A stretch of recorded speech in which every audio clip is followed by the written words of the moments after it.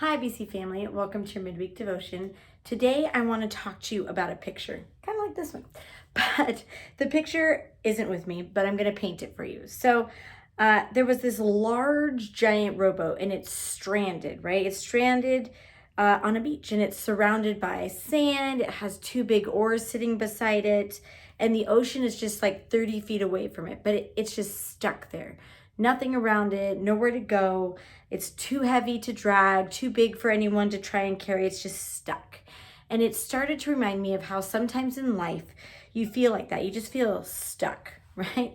You feel like you're just trapped in these circumstances and what you want is just out of reach, kind of like that ocean was. It's just 30 feet away. It's just out of reach. Our circumstances, our seasons of life, it's not what we expect it to be, right? We can all relate to this feeling of this boat. It's just stuck and it's not able to do what it's meant to do. It's not able to fulfill its purpose, which is sail across the ocean. But, and I love this because this is where you get the but God moment, right? At the very bottom of this picture were the words written, "The tide always comes back." And now suddenly this photo takes on a whole different view, right? Now instead of it being this sad, depressed little boat, you suddenly have this renewed hope, right? It's a picture that instills hope and it instills faith and expectancy. And that's what I want to focus on today. Soon the tide will return and this boat will once again find its purpose. It's once again going to be able to go out and get on its way. And this image just really spoke volumes to me because it spoke faith, right? It is the hope that things will change, that the things can change because we have God. The tide always returns. There is always a but God in our life. When we have God and we're seeking Him, there is always a but God. God doesn't leave us stranded or stuck in the middle without hope. Right? Now, sometimes in life we can feel like that boat. We can feel stuck, and to the natural eye, it looks like we've lost, right? Life isn't what we expected. Our circumstances aren't what we hoped for. In life, we've had maybe a series of events that just brought disappointment after disappointment. And suddenly you get into this habit, and it becomes really easy to always expect the worst. I know in my life, we had thing after thing after thing, and our life is never steady or consistent. And so, I started getting into that motto that we've heard time and time again: hope for the best, but expect the worst. Like my expectation is that's not going to turn out. You're just always waiting for the other shoe to drop, right? And it's one of those things. And people can struggle with that. I struggle with that.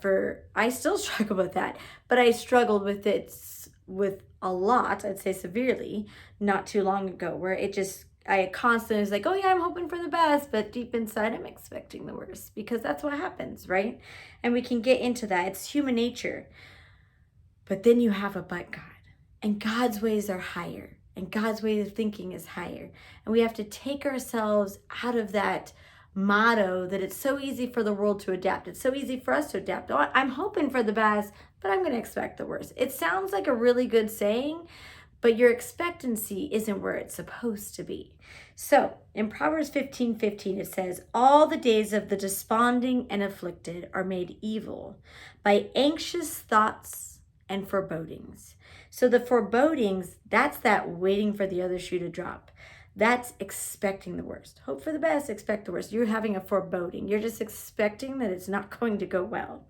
But he who has a glad heart has a continual feast regardless of the circumstances. I really loved that version of that verse. So it's saying for the happy heart, for the person who's choosing to be glad, who's choosing to let the joy of the strength be their guide, who's choosing to look up and out and think God's thoughts and go with God's way. Life is a continual feast, meaning it's constantly great. They're constantly full of joy. Why? Because they choose it. They're the people who are choosing joy, who let joy fill their life, who truly grab a hold of that truth that the joy of the Lord is their strength. They are constantly expecting good things. They're not just hoping for the best, they're also expecting the best. They're not taking on the world's motto of, oh, I hope for the best, but I'm going to expect the worst. No, their expectation is here and their hope is here regardless of the circumstances, regardless of what they see, right?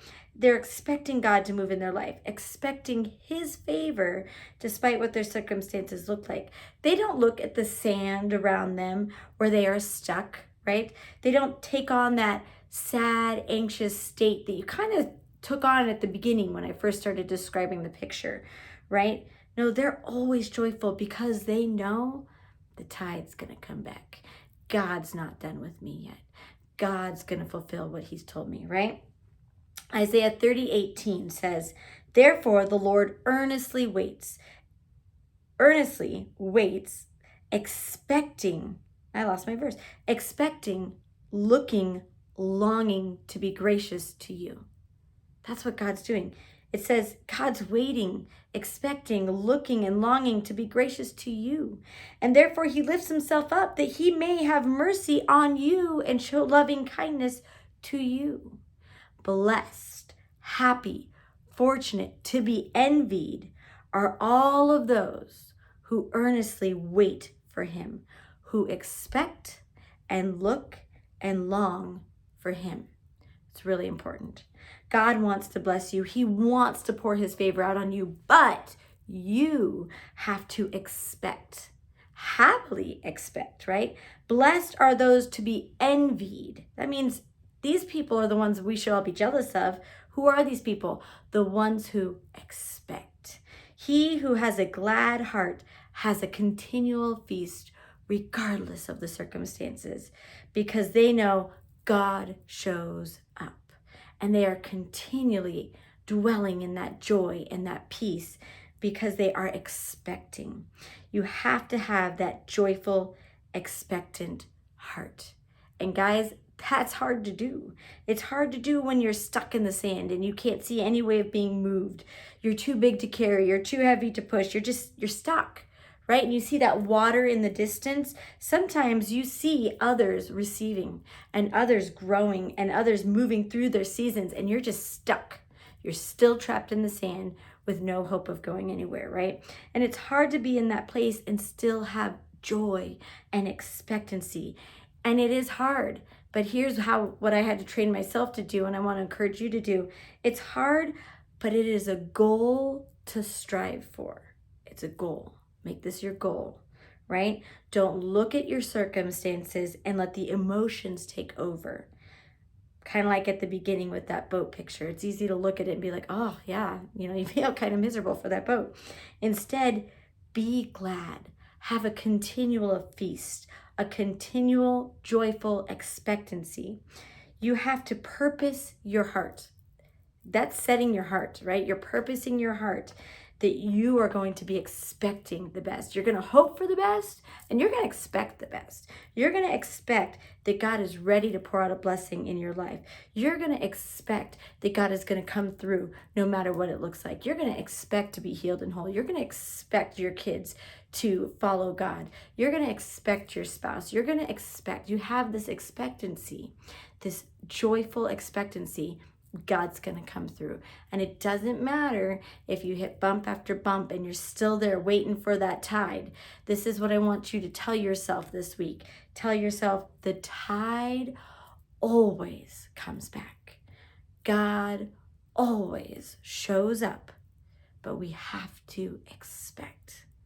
So expect this week and tell yourself the tide always comes back. God will always come through for you. Have a great week. Bye.